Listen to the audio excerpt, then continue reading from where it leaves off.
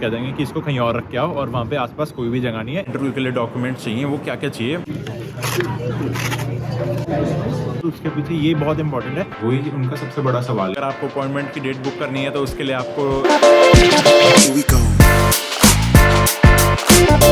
जो king street से आ रहे हैं ना, और जिन्होंने सबवे ली हुई है, तो उनके लिए बहुत ज़्यादा कंफ्यूजिंग होगा। जो मेन रोड है, अगर आप टोरंटो का पिकअप कर रहे हो आपके पासपोर्ट के लिए, तो ये जो है ना, आप इसको ज़रूर यूज़ कर लेना।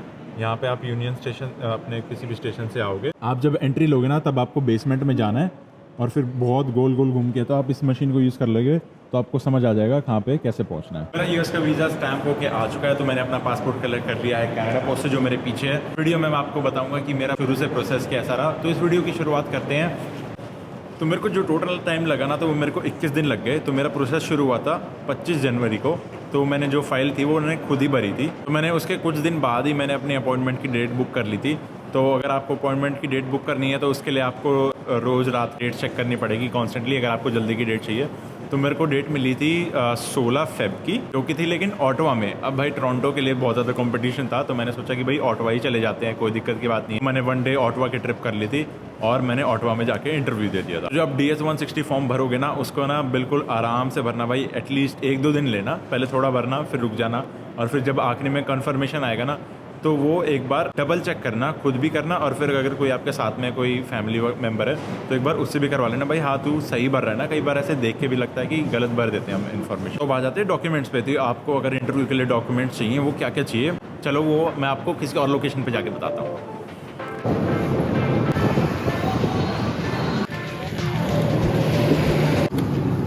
बात आ जाती है कि डॉक्यूमेंट्स की, कि मेरे से डॉक्यूमेंट्स क्या क्या मांगे। तो मेरी अपॉइंटमेंट थी सुबह 7:30 बजे की। तो मैं ऑलरेडी टोरंटो से पहले सारे मैंने अपने डॉक्यूमेंट्स प्रिंट आउट करा लिए थे। जैसे अगर आपके अपॉइंटमेंट 7:30 बजे की है, जो कि अर्लीस्ट है, तो आप 7:30 से पहले जाओगे तो कोई फ़ायदा नहीं है, लाइनअप नहीं करने देते वहाँ पे गाड़ी जाने के।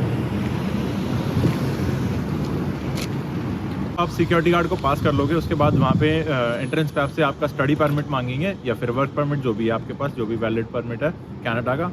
और फिर आपसे फ़ोटो मांगेंगे। तो फ़ोटो इंडिया वाली नहीं चलेगी, यहाँ पे अलग प्रिंट आउट कराना पड़ेगा 5x5 का। और उसके पीछे ये बहुत इंपॉर्टेंट है कि डेट लिखी हुई होनी चाहिए, क्योंकि उसके बिना वो एक्सेप्ट नहीं करेंगे, और 6 महीने के पहले पहले की होनी चाहिए। फिर इसके बाद जब आप अंदर जाओगे, जब आपका सिक्योरिटी चेक हो जाएगा, तो वहाँ पे आपकी चाबी वगैरह, फ़ोन वगैरह रख लेंगे। एयर टैग्स वगैरह कुछ भी अंदर अलाउड नहीं है, तो कुछ भी मेटल का सामान मत लेके जाना। और बैग तो बिल्कुल भी मत लेके आना, bag is like a must know. वो कह देंगे कि इसको कहीं और रख के आओ, और वहाँ पे आसपास कोई भी जगह नहीं है। ये बात है ऑटवा की, लेकिन टोरंटो में यहाँ पे आसपास लॉकर मिल जाएंगे आप। जब आपका ये वाला प्रोसेस हो जाएगा, तब आपका वहाँ पे क्या कहते हैं, बहुत सारी विंडो होंगी, काउंटर्स होंगे, क्या कहते हैं, उसमें आपसे फिर वही डॉक्यूमेंट्स मांगेंगे। तो आप ये 5 डॉक्यूमेंट्स तो ज़रूर लेके जाना। एक है कि आपका DS 160, और एक आपकी कन्फर्मेशन, आपका स्टडी परमिट, और आपकी एक फ़ोटो, और एक पासपोर्ट बिल्कुल भी मत भूल जाना भाई। तो ये लगभग प्रोसेस आधे घंटे का होगा। तो अब जो बात आ जाती है कि आखिर में जो क्वेश्चंस पूछेंगे, वो आपका आखिरी स्टेप होगा वहाँ पे, जहाँ पे क्वेश्चनिंग होगी। तो जो क्वेश्चंस की बात आती है, वो चलो कहीं और जाके बात करेंगे क्वेश्चंस के बारे में। मैं फाइनली घर आ गया हूँ। बाहर बहुत ज़्यादा ठंड थी, तो मैं बार बार इधर उधर जा रहा था। लेकिन अब बात आ जाती है कि मेरे से क्वेश्चंस क्या पूछे, और जनरली क्वेश्चंस क्या पूछते हैं। तो सबसे पहले तो ये होता है कि भाई कभी वीज़ा मिला है कि नहीं मिला है। तो सबसे बड़ा क्वेश्चन आ जाता है कि भाई आप US क्यों जाना चाहते हो। वही उनका सबसे बड़ा सवाल है कि आप जाके क्या करोगे। तो जितने भी, जो भी आपका आंसर होगा ना, उस पर डिपेंड करेगा कि वो आगे आपसे क्या पूछेगा। तो अगर आपने बोला कि भाई घूमने जा रहे हो, तो वो पूछ सकता है कि भाई कहाँ घूमने जा रहे हो, क्या करोगे, कब तक रहोगे, कोई टिकट्स वगैरह बुक करी है, तो ये सब। और अगर मान लो कि आपने कहा कि भाई आप किसी से मिलने जा रहे हो, तो वो पूछ लेंगे ठीक है किससे मिलने जा रहे हो, कहाँ जा रहे हो, क्या नाम है। तो मेरे से भी यही पूछा था कि क्यों जा रहे हो। फिर उसके बाद स्टडीज़ का पूछ लिया कि भाई स्टडीज़ क्या कर रहे हो। और बस ये 2 सवाल पूछ के, और फिर उसने कहा ठीक है तुम जाओ। और उसने एक स्लिप पकड़ा दी जिस पे ट्रैकिंग नंबर था, और आपके पास वो मेल भी आ जाएगा। पासपोर्ट रख लेंगे, और आपको 1 या 2 दिन के अंदर ईमेल आ जाएगी, आप उससे अपना पासपोर्ट ट्रैक कर सकोगे जहाँ पे भी आपने डिलीवरी करी हुई थी।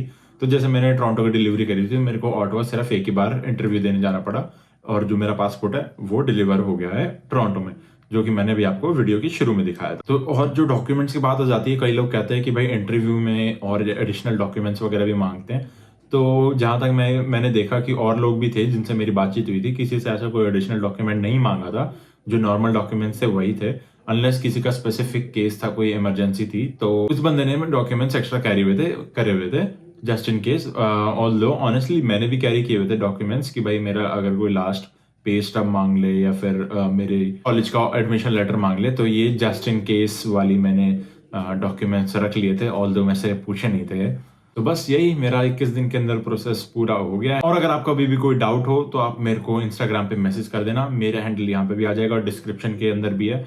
और आपको कमेंट्स में मेरा रिप्लाई आना है तो, क्योंकि आई एम रियली सॉरी, मैं थोड़ा सा कंटेंट कम डालता हूँ यूट्यूब पे, तो आप मेरे को इंस्टाग्राम पे जरूर फॉलो कर सकते हैं। और अपना भाई कॉन्फिडेंट रहना, इंटरव्यू में ऐसा कुछ नहीं है हुआ बना रखा है। मेरे को भी पहले लग रहा था कि सब यही कह रहे हैं, क्या सच में ऐसा ही होगा? तो हाँ भाई, ऐसा ही है, टेंशन मत लो, सब हो जाएगा। तो इस वीडियो को यहीं पे एंड करते हैं और अगली ब्लॉग में मिलते हैं। तब तक के लिए बाय बाय।